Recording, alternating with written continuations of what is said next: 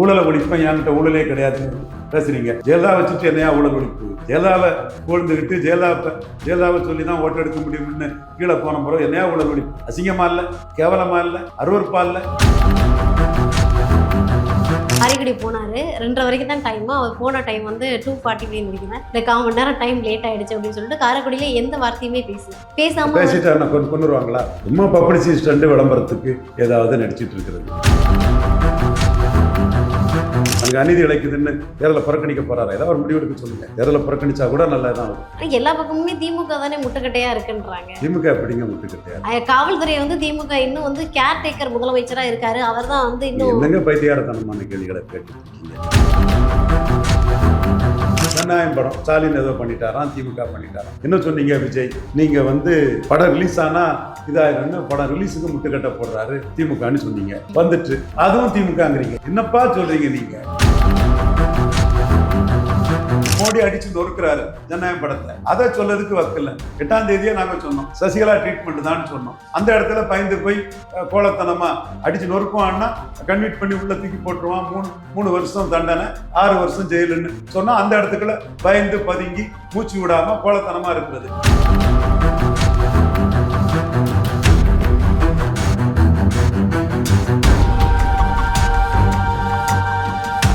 பாண்டிச்சேரியில் வந்து முதல் முறையாக 90% வந்து அந்த ஓட் அப்படின்றது முழுமையாக பெற்றிருக்கு அப்படின்னு பார்க்கலாமா?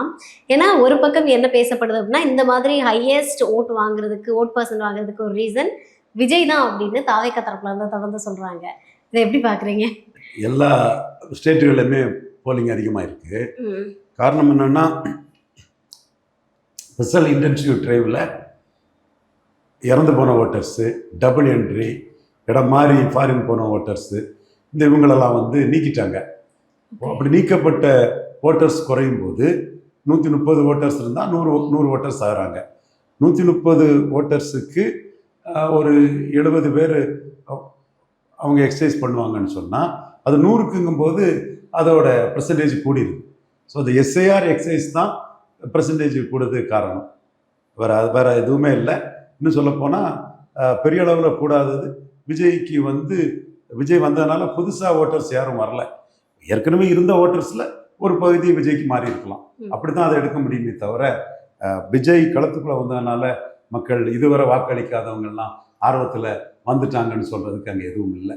எஸ்ஐஆர் நீக்கப்பட்டதுனால அந்த வழக்கமாக வரக்கூடிய பெர்சன்டேஜ் விடும்போது மொத்த ஓட்டுகளின் எண்ணிக்கை குறையும் போது டோட்டல் பெர்சன்டேஜ் கூடும். ஓகே, விஜயால அந்த எந்த மாற்றமும் ஏற்படல. இல்லை எஸ்ஐஆர் தாங்க எல்லா ஸ்டேட்லேயுமே அது கூடியிருக்கு. கேரளா கூடியிருக்கு, அஸ்ஸாம் கூடியிருக்கு. ஓகே, ஏன்னா வந்து எல்லாரும் என்ன சொன்னாங்க அப்படின்னா, புதுச்சேரியில் வந்து ஓட் பர்சன்ட் ஹையானவன்னு இப்போ தமிழகத்திலையும் அதை எதிரொலிக்கும்.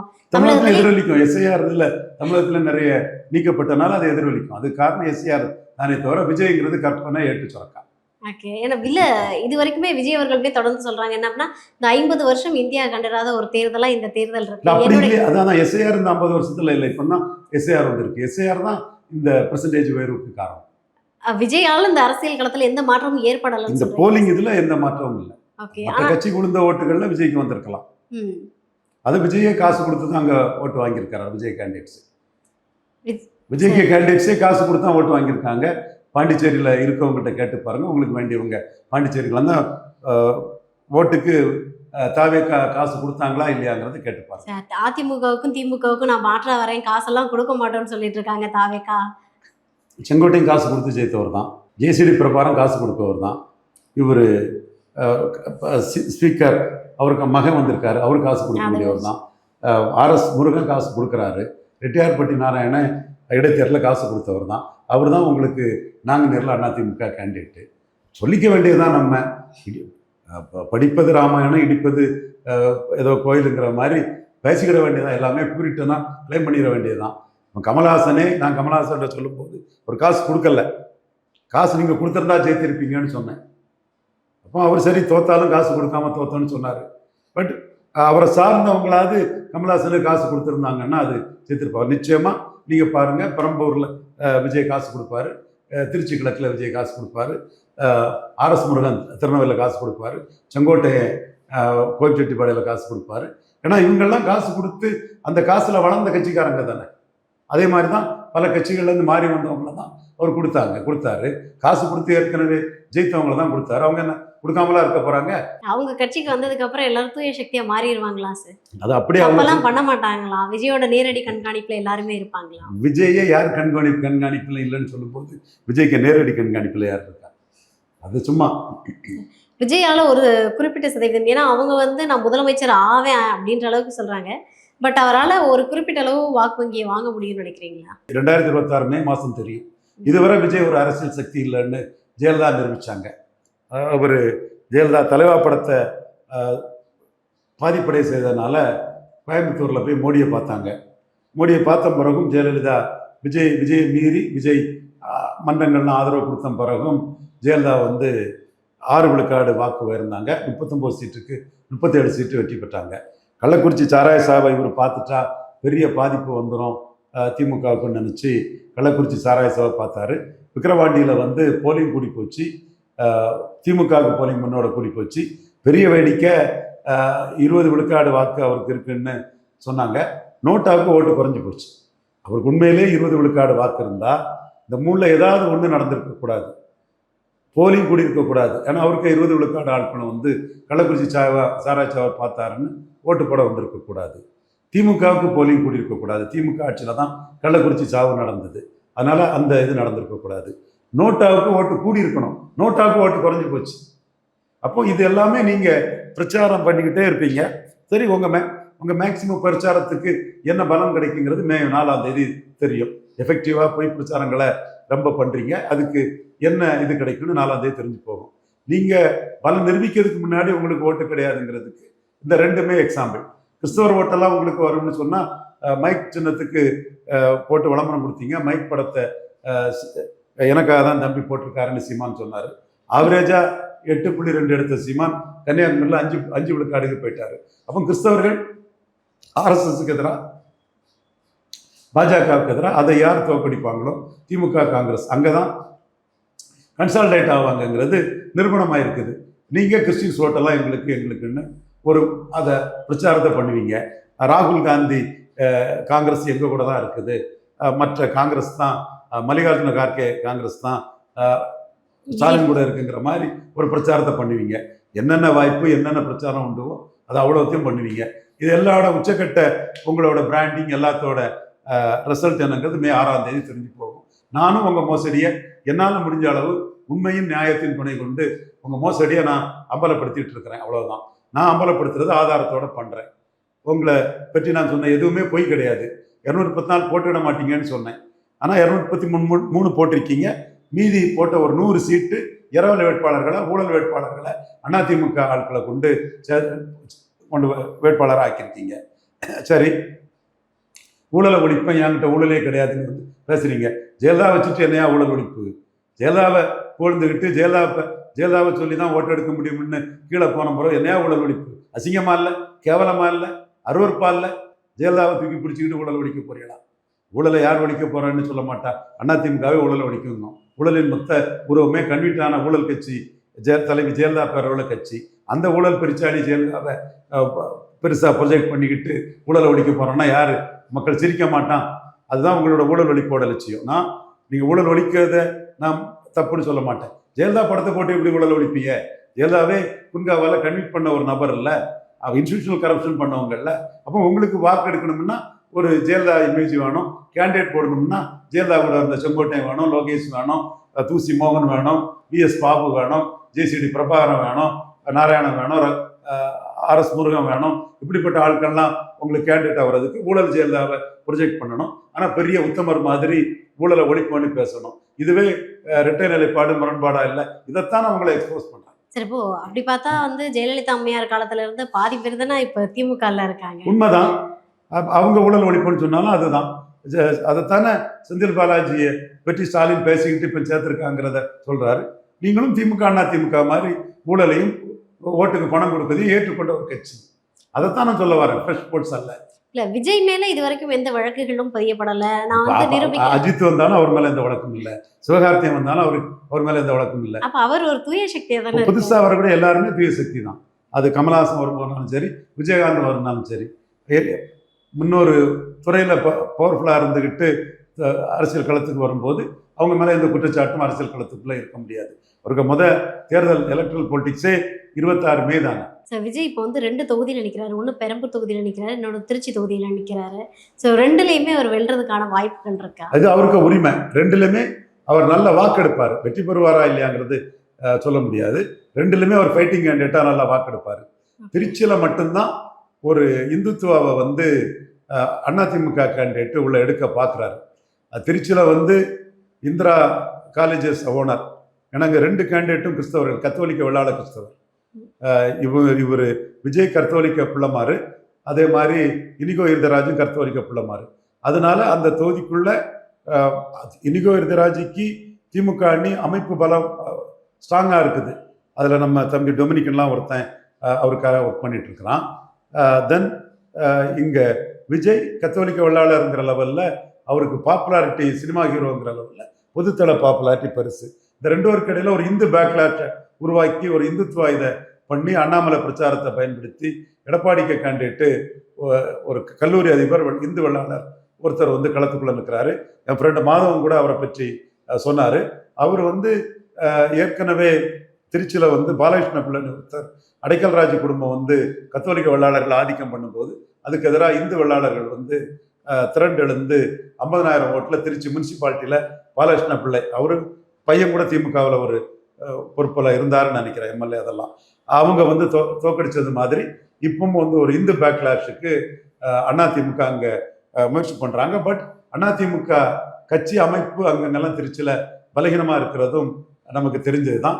அந்த கேண்டிடேட்டு தன்னோட வெயிட்டில் அதுக்கு முயற்சி பண்ணலாம். என்னோட பார்வையில் கமல்ஹாசனுக்கு ஒரு 2.5 மக்கள் நீதி மையம் எடுத்த போது 30 விழுக்காடுக்கு மேலே கமல்ஹாசன் போனது மாதிரி தினகரன் 2.5 எடுக்கும்போது 30 விழுக்காடுக்கு மேலே தினகரன் போன மாதிரி விஜயகாந்த் 8.3 எடுக்கும்போது 40 விழுக்காடுக்கு மேலே விஜயகாந்த் போன மாதிரி விஜயும் மிக கணிசமான வாக்கெடுப்பாருங்கிறதுல எனக்கு மாறுபட்ட கருத்து இல்லை. அது வெற்றி கோட்டை தொடுவாராங்கிறது மே 4ஆம் தேதி பார்த்துக்கணும். ஆனால் ஒரு சில கருத்து கணிப்புகள் வந்து சென்னை வந்து திமுகவோட கோட்டைன்னு சொல்லப்பட்டாலும் கிட்டத்தட்ட திமுக விஜய் அவர்கள் வந்து 8 இடங்களுக்கு மேலே சென்னையில் வெல்லுவார் அப்படின்ற ஒரு மே 4ஆம் தேதி பார்த்தா தெரியும். ஓகே, இப்போதைக்கு வந்து அவருக்கு அந்த அளவுக்கு கூட பவர் இருக்குன்னு நினைக்கிறீங்களா, இல்லை இல்லைன்னு நினைக்கிறீங்களா? நான் கருத்து கணிப்புக்கு பெரிய வேல்யூ கொடுக்கல. சீமானுக்கு 4 விழுக்காடு தான் வரும் போட்டிருந்தாங்க, 8 விழுக்காடு வந்தார். 2 விழுக்காடு தான் வரும், 4வது உள்ளவர்னு சொன்னாங்க, 8 விழுக்காடு வந்தார். ஸோ கருத்து கணிப்புங்கிறது நேர்மை. அவங்களை வந்து இன்னைக்கு ஒரு வியாபாரமாக போச்சு. பணத்தை கொடுத்து அவன் கருத்து கணிப்பு போட்டு ஒரு வியாபாரத்தை பண்ணுவான். அவனுக்கு என்ன கிரெடிபிலிட்டி இருக்குது, அவன் போட்டு போயிட்டே இருப்பான். ஸோ அந்த இடத்துக்குள்ள நான் மே 4 ரிசல்ட்டில் பார்த்துக்கிறேங்கிற கருத்தை சொல்கிறேன். ஓகே, ஒரு பக்கம் வந்து விஜய்க்கு வந்து எங்கே போனாலுமே வந்து அனுமதி மறுக்கப்படுது. இன்னொரு கருத்து கணிப்பு எஸ்எஸ்என் சர்வே, எல்லா தொகுதியுமே திமுக ஸ்வீப் அடிக்குது, 16 தொகுதியும் வருது, இன்னும் அவன் போட்டிருக்காங்கிறதே உங்களுக்கு ஒரு பதிவாக பண்ணிடுறேன். ஓகே சார், தொடர்ந்து விஜய் போகிற எல்லா இடங்களுக்குமே வந்து அனுமதி மறுப்பு அப்படின்ற ஒரு விஷயம் வந்துக்கிட்டே இருக்குது. இப்போ ரீசெண்டாக கூட கன்னியாகுமரி, கவரப்பேட்டை 2 ஏரியா தடை மீறி போக வேண்டியதானே. யார் தடுத்தா? தடை மீறி போனா என்ன? வர கிரவுடு தெரியுது. கொன்னுருவாங்களா, கொல்லவா போறாங்க? தடை மீறி போக வேண்டியது இல்ல, விஜய் நம்பி பின்னாடி அவ்வளோ இளைஞர்கள் தடை சட்டத்துக்கு புறம்பா தடை வச்சா தடை மீறிட வேண்டியதானே.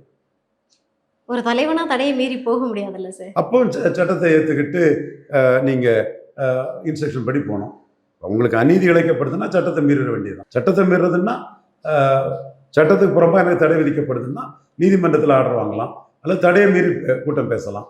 தடையை மீறி எத்தனை தலைவர்கள் கூட்டம் பேசலையா?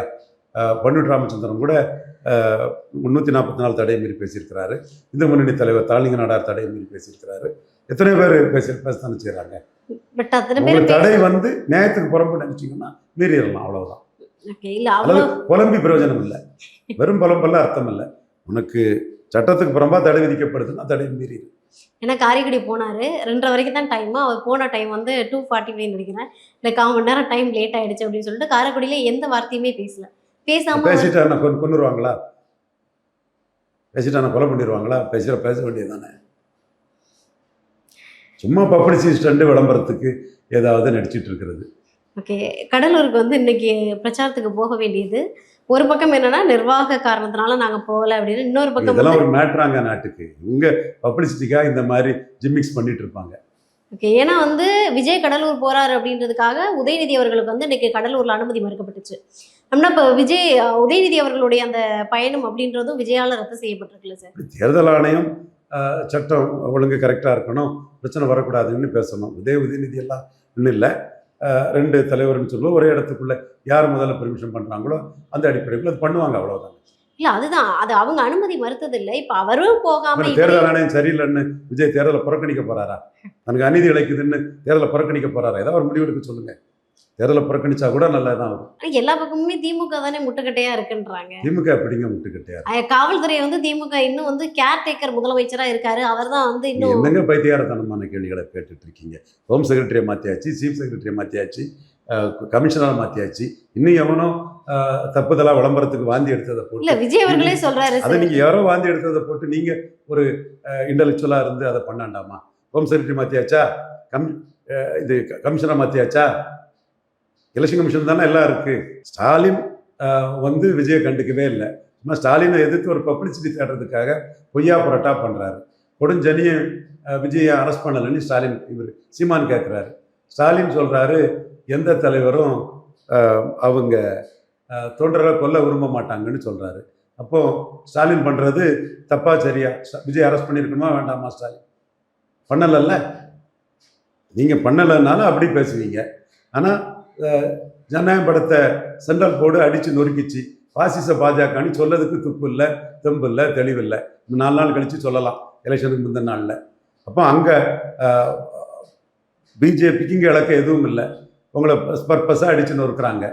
தமிழிசையும் நயனாரையும் மீறி 8ஆம் தேதி அடித்து நொறுக்கப்படும் நான் சொன்னேன். அங்கே வந்து சர்வ நாடியும் ஒடுங்கி போய் கோலத்தனமாக அதை பற்றி பேசாமல் இருக்கிறது.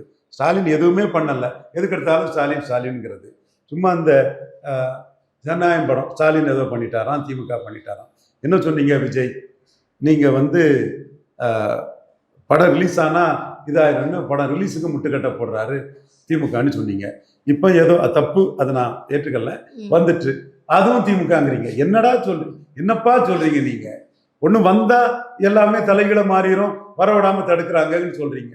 இன்னொன்று வந்ததும் அதுக்கும் ரிலீஸ் பண்ணது திமுக தாங்கிறாப்புல. அப்போ திமுக என்னதான் உன்னை பற்றி முடிவெடுக்கிறாப்புல? என்ன லாஜிக் இருக்காது? இப்போ நீங்க விஜய் சொன்னது வந்தா பாதிச்சிடும் திமுக, அதனால வரவிடாம முடக்கிட்டாங்க நீங்க. இப்போ ஏதோ ஒருல பொருளாதார நஷ்டம் உங்களுக்கு வருது, ரிலீஸ் பண்ணிட்டாங்கன்னு குற்றம் பண்றீங்க. அப்போ பொருளாதார நஷ்டம் உங்களுக்கு பண்ணுனா, ரிலீஸ் பண்ணுனா உங்க கருத்துப்படி திமுகவுக்கு நஷ்டம் இல்லை. அப்ப என்ன லாஜிக் இருக்கு நீங்க சொல்றதுல? இப்படித்தான் எல்லா இதுவும் திமுக எதிராக பைத்தியம் பிடிச்ச மாதிரி எதுக்கு எடுத்தாலும் திமுக திமுக சம்பந்தம் இல்லாம ஸ்டாலின் பயந்து போய் இருக்கிறாரு. இவருக்கு எதிராக ஏதாவது பண்ணி அவருக்கு அனுதாபம் வரக்கூடாதுன்னு இவரை பற்றியே கண்டுக்காம அப்படியே அவரு போயிட்டு இருக்காரு. மோடி அடிச்சு நொறுக்கிறாரு ஜனநாயகம் படத்தை. அதை சொல்லதுக்கு வக்கில்ல. 8ஆம் தேதியே நாங்க சொன்னோம் சசிகலா ட்ரீட்மெண்ட் தான் சொன்னோம். அந்த இடத்துல பயந்து போய் கோலத்தனமா அடிச்சு நொறுக்குவான்னா கன்விட் பண்ணி உள்ள தூக்கி போட்டுருவான், 3 வருஷம் தண்டனை, 6 வருஷம் ஜெயிலுன்னு சொன்னா அந்த இடத்துக்குள்ள பயந்து பதுங்கி மூச்சு விடாம கோலத்தனமா இருக்கிறது. ஒண்ணுமே பண்ணாத ஸ்டாலினுக்கு எதிராக ஸ்டாலின் தான் எல்லாம் பண்றாரு, ஸ்டாலின் தான் எல்லாம் பண்றாரு. இவன் நாங்க தானப்பா சொல்லி பண்ணணும். 8ஆம் தேதி உனக்கு அடி உண்டு, சசிகலா ட்ரீட்மெண்ட் உண்டு, நியூஸ் 18 எடுத்து பாரு. சும்மா என்னத்தை நடிச்சுட்டு இருக்கிற பொய்யா, போலியா, புரட்டா, மோசடியா? இந்த தூத்துக்குடி திருநெல்வேலியில பயங்கர க்ரௌட் வந்துச்சு. அங்கதான் போய் சொல்றாரு ஜனநாயகன் படத்தை வந்து முடக்குனது யார் தெரியுமா அப்படின்னு சொல்லிட்டு எல் முருகன் அவர்களை வந்து மைண்ட் பண்றாங்க. ஏன்னா இதை ஆதவ அர்ஜுனாவும் சொல்லியிருந்தாங்க. ஸோ வந்து இப்போ பாஜக தான் இந்த படத்தை முடக்குது. அப்படி பாஜக முடக்கணும் பிறகு பாசிச பாஜகன்னு சொல்லாம கோலையா சரண்டராகி இருக்காரு விஜய்.